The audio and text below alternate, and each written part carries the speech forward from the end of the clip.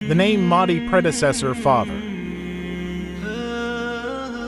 Regarding the name of the Mahdi's father, Muhammad peace be upon him mentioned that Ibn Masud says, Messenger of Allah peace be upon him said, Mahdi's name is my name and his father's name is like my father's name. And Ibn Masud reported that the Prophet peace be upon him said, even if only one day were to remain in the life of the world, Allah will lengthen that day to bring out from concealment a man from my family, and his name matches my name, and the name of his father matches the name of my father.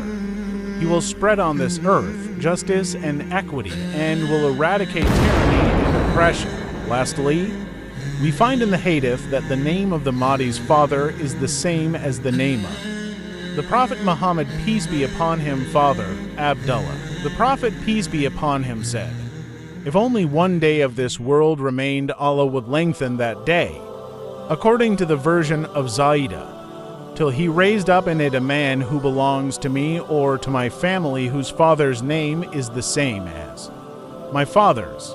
Based on this information, the name of the Mahdi's father should be like agree with match be the same as the name of Abdullah, which means the servant of Allah in Arabic.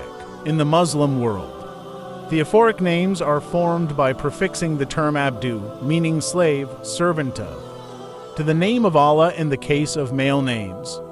This distinction is established out of respect for the sanctity of Allah's divine names. In Surah Al-Araf 7, The Heights, verse 180, Allah says, to Allah belong the best names, so invoke Him by them. Therefore, any name of Allah we call out to is still invoking Allah.